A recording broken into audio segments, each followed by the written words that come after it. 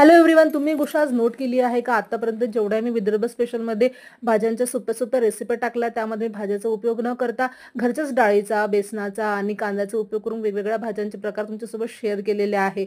तसेच मी आज पण एक डाळीचा उपयोग करून भाजीचा प्रकार घेऊन आली आहे. हे आजी पणजीच्या काळातली भाजी आहे, जे आज पण खूप टेस्टी लागते, तेवढीच टेस्टी लागते बघा. त्यासाठी मस्तपैकी 1 वाटी तुरीची डाळ घेतली आहे. त्याला पाण्याने स्वच्छ धुवून 5 ते 6 तासापर्यंत आपण भिजत ठेवलेली होती. भिजल्यानंतर बघा त्याला एका चाळणीमध्ये काढून घेतलेली आहे. मिक्सरमध्ये पाणी न टाकता त्याला मस्तपैकी वाटून घेतली आहे बघा.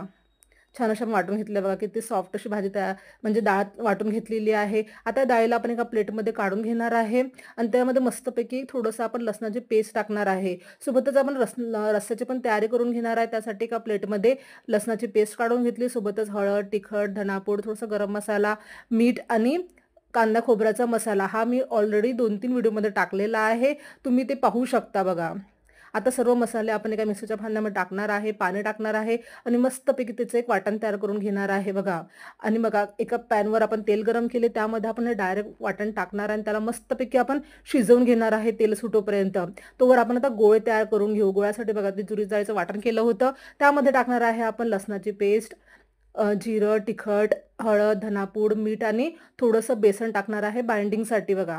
आता आपला रस्सा पण मस्तपैकी होत आला होता, त्यामध्ये थोडंसं पाणी टाकलं आणि त्याला मस्त आपण शिजवून घेणार आहे बघा.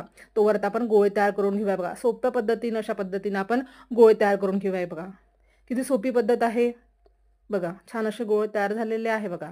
असे छान गोळे तयार झालेले आहे आणि आपल्या भाजीला मस्तपैकी तेल पण सुटलं होतं. आता त्यामध्ये टाकणार आहे आपण गरम पाणी. बरं मी तुम्हाला सांगते, आत्ता पातळच ठेवायचा आहे आपल्याला रस्सा, कारण जेव्हा ते थंड होतं तेव्हा रस्सा व्यवस्थित घट्ट होतं. त्यामुळे आपला रस्सा पातळच ठेवायचा आहे बघा.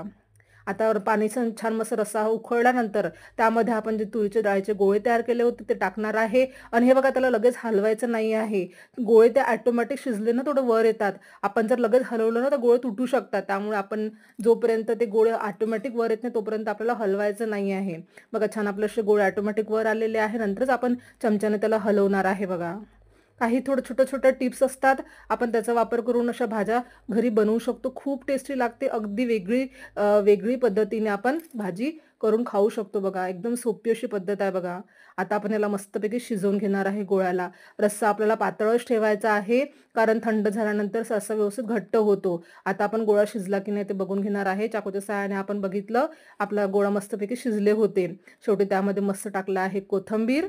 आता आपली सध्या भाजी गरम आहे, त्यामुळे थोडा रस्सा पातळ आहे.